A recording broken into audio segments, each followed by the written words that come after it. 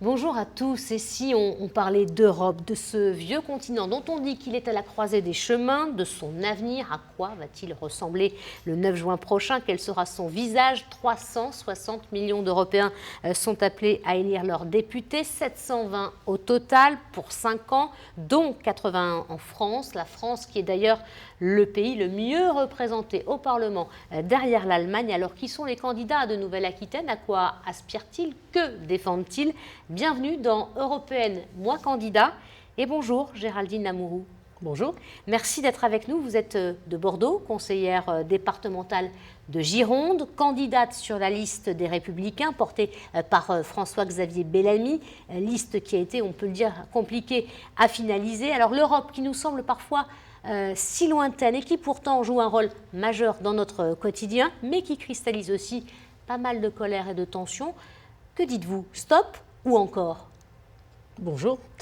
Merci de votre invitation. Nous, on dit encore, bien sûr. Moi, je dis encore de l'Europe, encore d'Europe, mais en mieux. Pourquoi plus d'Europe? Parce qu'elle impacte notre quotidien, finalement. Alors souvent, les personnes pensent que c'est que des contraintes, des normes, des choses pas agréables que l'Europe nous impose. Mais c'est pas que ça. L'Europe aussi apporte souvent du positif dans notre vie quotidienne. Un exemple qui va parler à beaucoup de monde, et en particulier aux Bordelais, c'est quand il y a des projets sur des aménagements collectifs, de sport, de loisirs, et par exemple sur les écoles et la végétalisation des cours, l'Europe intervient, finance, via les régions en l'occurrence. Parce que quand on lit votre programme, on peut y lire que c'est le projet dont l'Europe a besoin pour se relever. Elle est si malade, cette Europe, elle est en danger selon vous? Oui, l'Europe a besoin de se réformer, elle a besoin de se corriger. Elle a aussi des travers, on y reviendra j'imagine, mais il y a un vrai enjeu démocratique derrière ces élections. C'est de faire comprendre que l'Europe a besoin de relever ensemble avec tous les États membres, beaucoup de défis qui sont très importants. Et pour ça, l'Europe est le maillon indispensable.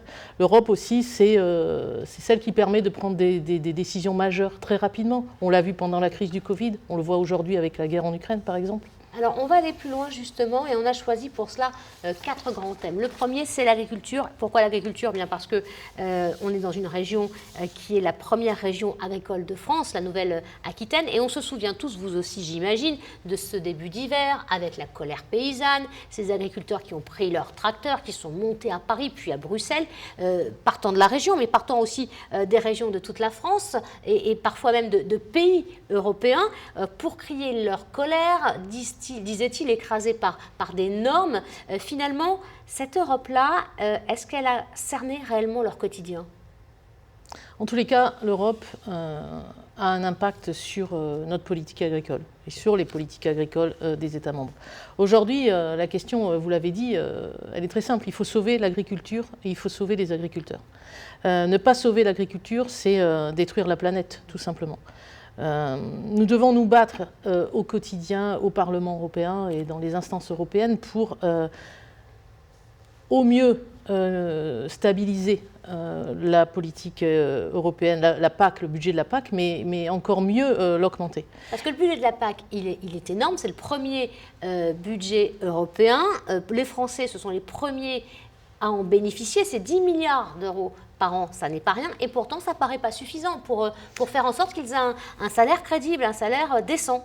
Alors en fait, en effet, c'est un budget très important, et s'il n'y avait pas la PAC, je veux dire, on serait encore dans une situation encore bien plus dramatique que celle qu'on connaît, mais c'est surtout qu'il faut lutter contre les retards de versement de cette PAC aux agriculteurs. Là, il y a quelque chose à faire, parce qu'en fait, il y a toute cette lourdeur administrative qui fait que nos agriculteurs, in fine, reçoivent les aides avec beaucoup de retard. Vous diriez qu'elle favorise davantage les gros exploitants plutôt que les petits, comme le disent certains de vos adversaires? Non, je crois pas. Je crois qu'elle a eu, en tous les cas, dans son projet initial, c'était d'aider tous les agriculteurs. Alors peut-être qu'il y a des systèmes qui font que les plus gros agriculteurs sont mieux armés pour préparer les dossiers, pour recevoir les aides, et puis plus qu'un petit agriculteur, par exemple un éleveur qui est tout seul et qui est noyé dans toute cette paperasse administrative et dans cette lourdeur-là. Donc là, peut-être que oui, mais à la base, l'idée de la PAC, ce n'était pas celle-là. 19% en 2017 de nos agriculteurs étaient soit déficitaires, soit sans revenus, alors qu'ils travaillent 55 heures par semaine. Donc évidemment, il y a quelque chose qui dysfonctionne. En 2019, ils étaient 26% à vivre sous le seuil de pauvreté. Ça explique aussi la révolte. Alors qu'est-ce qu'on fait pour eux? Qu'est-ce qu'on fait? Alors nous, on dit non d'abord. On dit non au pacte vert européen qui prône la décroissance par la réduction du rendement. Il ne faut pas que les agriculteurs soient freinés dans leur rendement.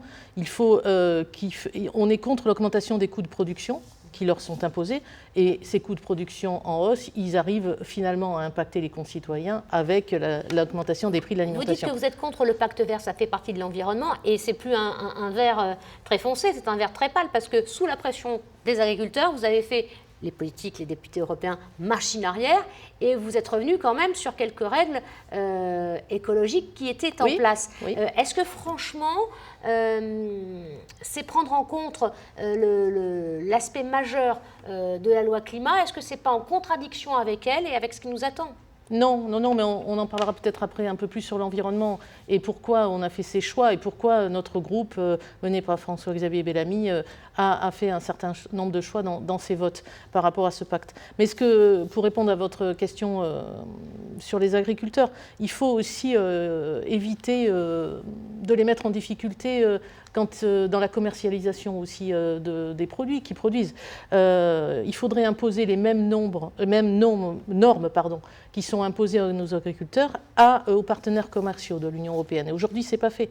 Vous pensez à quoi, par exemple, à la fraise espagnole, à la tomate espagnole qui est plus chère, ou alors aux accords commerciaux qui sont... Non, plutôt les accords de libre-échange. Nous sommes le seul groupe à avoir voté contre le Mercosur ou contre les accords de libre-échange avec la Nouvelle-Zélande. C'était tellement déséquilibré. Il faut éviter la concurrence déloyale telle qu'elle a existé. Et en même temps, ces accords, vous pourrez dire vos adversaires, ils sont nécessaires parce qu'ils permettent aussi des exportations. Oui, mais ils sont déséquilibrés en fait. Ils sont déséquilibrés. On n'impose pas les mêmes normes qu'on impose aux agriculteurs français qu'ils sont imposés aux agriculteurs argentins ou néo-zélandais par exemple. Donc il faut qu'à un moment donné, l'Union européenne soit cette barrière, cette protection-là pour les agriculteurs européens. Je voudrais qu'on revienne au pacte vert et à l'environnement, puisque l'Union européenne, elle a une réponse par rapport à la crise climatique actuelle. Sa feuille de route, c'est de dire atteindre la neutralité carbone en 2050. Et on le voit, c'est l'objet de toutes les critiques. Le projet phare de baisse de 50% de l'usage des produits phytosanitaires d'ici 2030 a déjà été retiré. Ça veut dire quoi? L'écologie, comme disait en son temps Nicolas Sarkozy, il y en a marre? Ah non, du tout. Nous, on est pour une écologie, on a une vision de l'écologie qui est une vision du bon sens, qui est aux antipodes de la vision ou des actions anti-humanistes, voire de décroissance des plus oui, mais là, radicaux. On voit bien, on fait machine arrière. Donc, comment non, ça mais on fait machine arrière, mais en fait, il faut tendre vers un équilibre, en fait. Il ne faut pas... D'abord, l'écologie, ça ne se décrète pas, ça se finance, ça se met en place. C'est pas simplement avec des bonnes paroles que l'on peut arriver à des résultats. Je voudrais quand même rappeler que la droite a quand même été toujours en pointe sur les sujets environnementaux. Je ne veux pas revenir à une époque trop lointaine, mais 1971, premier ministère de l'Agriculture, sous le gouvernement de Jacques Chaban-Delmas. 2002, tout le monde se souvient du discours de Jacques Chirac sur la maison qui brûle. D'accord, mais là, nous, on parle d'Europe. Oui, mais là, en 2019, pour François-Xavier Bellamy, son groupe obtient la taxation des importations des pays pollueurs, le principe pollueur-payeur, avec enfin la réalité des choses, c'est-à-dire qu'il y a 2/3 des gaz d'émissions de CO2 qui sont produits par 10 pays dans le monde, dont un seul européen. Donc à un moment donné, les produits qu'on exporte des autres pays hors UE doivent être taxés quand ces pays sont des pollueurs. Voilà, c'est un exemple de ce qui a pu être obtenu au Parlement européen par notre groupe. Chacun s'accorde à dire du côté des spécialistes que le changement du climat va exiger des mesures drastiques. Si à chaque fois on fait quelques reculades, est-ce que on ne va pas le payer d'ici 5 à 10 ans, où il va falloir alors adopter des mesures qui seront encore plus draconiennes. Non, je crois que tout le monde a conscience de ça. Il n'y a pas les gens qui veulent sauver la planète et ceux qui au contraire, veulent la détruire. L'Union européenne a conscience de ça. Il y a des ajustements qui doivent être faits pour ne pas faire mourir non plus des professions. On parlait des agriculteurs en particulier. Nous défendons aussi la neutralité carbone de l'Union européenne en 2050. La préservation de la biodiversité, de la ressource en eau, tout ça, ça paraît des tartes à la crème. Mais il faut donner les moyens surtout de mener à bien ces politiques et aussi les moyens financiers. Voilà. Ça nous amène à notre troisième chapitre qui est celui des transports. C'est important et on va parler du rail parce que à l'heure où la LGV est importante et se développe, on en sait quelque chose chez nous puisqu'on est à 2 heures de Paris depuis Bordeaux et puis il y aura la Bordeaux-Dax-Toulouse, sujet qui est assez controversé d'ailleurs. Ces grandes LGV qui permettent les connexions avec les métropoles et à côté de ça, il y a les petits trains du quotidien. Ouais. Ceux qui permettent à monsieur et madame Dupont d'aller au travail le matin depuis le fin fond du Lot-et-Garonne ou de la Dordogne. On a l'impression que l'Europe, elle est assez loin de cette réalité-là. Comment on peut faire pour qu'elle s'empare de ce dossier? Je crois que d'abord, en effet, il y a les infrastructures ferroviaires qui sont pas partout en très bon état et sur lesquelles il faut investir. Le rôle de l'Europe, vous avez parlé du train du quotidien, ça c'est plus de la compétence notamment de la région, mais aussi on l'a vu à Bordeaux Métropole où on a voté aussi et on vote quotidiennement des investissements pour l'aménagement de la ligne Arcachon, Saint-Mariens, Libourne, etc. Mais l'Europe, elle doit investir et se donner les moyens en urgence d'investir sur les infrastructures ferroviaires et en particulier sur les lignes à grande vitesse, surtout sur l'ensemble du continent, en finançant des grands projets de transport du ferroviaire, mais que ce soit de passagers ou de fret, urbain ou interurbain, et faire progresser tout le réseau de trans-européen sur l'ensemble de notre continent. Un mot sur les méga-camions, parce que l'histoire n'est pas encore complètement terminée. Le Parlement européen a ouvert la voie à leur circulation sur les routes européennes.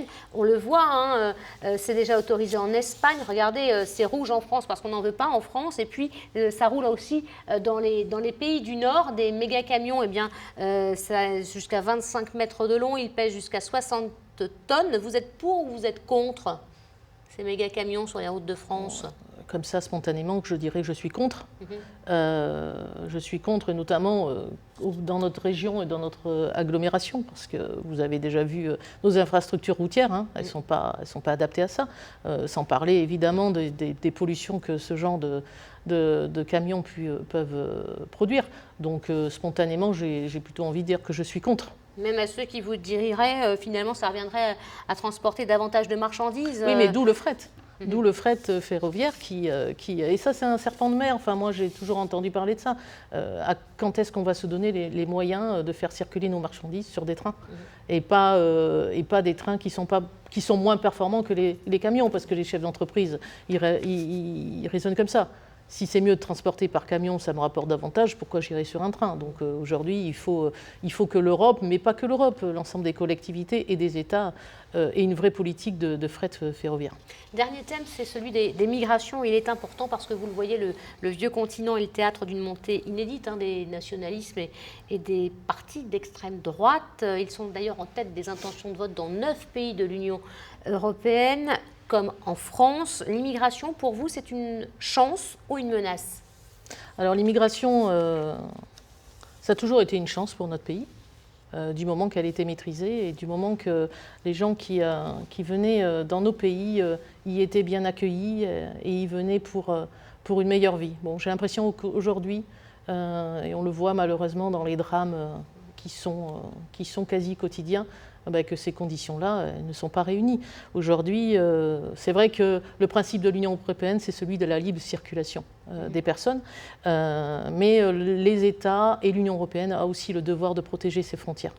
Et pourtant, vous n'avez pas voté le pacte, enfin votre parti n'a pas voté le pacte asile-immigration qui renforce la lutte contre l'immigration illégale et accélère notre parti a fait des propositions. Oui, mais il ne l'a pas voté. Ben non, parce que nos propositions n'ont pas été retenues. Donc, c'est pas un peu facile ça, parce que nos propositions n'ont pas été retenues. Non, mais parce que vous le trouvez comment ce pacte asile-immigration trop laxiste comme François, finalement, il est vidé de sa substance finalement. Parce que quelques exemples.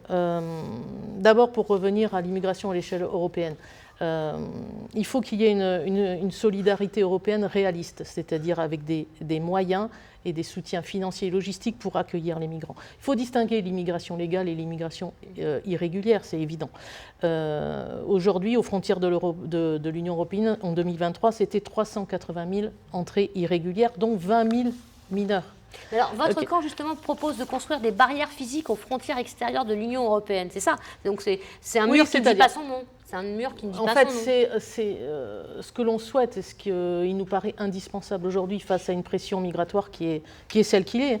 Sur les 2 premiers mois de 2024, c'est plus de 31 000 entrées illégales sur le territoire de l'Europe. Alors, aux frontières extérieures de l'Europe, on doit les protéger. Les centres d'accueil fermés des migrants, ils doivent se trouver à l'extérieur, sur les pays limitrophes, et non pas à l'intérieur de l'Union, parce qu'une fois que les personnes sont rentrées dans l'Union, elles vont forcément y rester dans des mauvaises conditions. Et le droit d'asile, pour nous, dans ces cas-là, il est complètement dévoyé, alors que c'est un droit fondamental, auquel on tient beaucoup. Frontex, qui est l'agence européenne qui doit surveiller les frontières terrestres et maritimes, n'a pas les moyens, n'a pas la capacité aujourd'hui de faire face à cette pression migratoire. C'est 900 000 € de budget annuel pour Frontex, alors que la présidente de la Commission européenne avait promis 1,8 milliard. On en est très loin. Nous, ce qu'on voudrait, c'est qu'on passe de 10 000 agents Frontex à 30 000 pour assurer justement cette protection. Il n'y aura pas forcément besoin de murs, comme vous le disiez, si on arrive à avoir des agents en nombre qui sont là pour accueillir cette migration. Moi, je ne parlais pas de murs au sens strict du terme, mais de votre projet, de votre camp qui propose de construire des barrières physiques aux frontières extérieures de l'Union européenne. Oui, alors justement, moi je dis qu'on n'aura peut-être pas besoin de ces frontières physiques si on a développé des moyens, et notamment humains, via Frontex, pour surveiller nos frontières. Géraldine Lamoureux, quel est pour vous le défi majeur de cette élection et de ces 5 nouvelles années qui s'annoncent ? Alors, sans aucun doute, le défi majeur, c'est celui d'assurer la paix, la sécurité et la liberté et la prospérité de notre territoire, de l'Union européenne. Renforcer notre alliance qui est déjà puissante, mais la renforcer avec les autres États membres pour faire face aux dangers et aux défis de notre Europe qui n'ont jamais été, ou alors au moins depuis 80 ans, aussi forts. C'est aussi maîtriser notre destin. Je le disais, la France doit redevenir un maillon fort de l'Europe pour peser dans les décisions fondamentales de l'Union européenne. Et c'est être européen sans renoncer non plus à notre esprit critique. Tout ne va pas bien en Europe. Il faut agir, il faut être présent au Parlement européen. Notre groupe a des députés qui ont été présents, qui ont agi, je n'ai pas le temps de développer, mais qui ont fait aussi passer des réformes importantes. Et donc le défi, c'est déjà que les gens aillent voter le 9 juin. En masse, on annonce 1 sur 2 qui n'ira pas voter, donc, et ça c'est peut-être le moindre mal, mais l'enjeu majeur c'est celui-là, c'est avoir une Europe forte, une France forte au sein de l'Europe pour assurer notre paix et la paix et la liberté au sein de l'Union européenne. Merci Géraldine Lamoureux.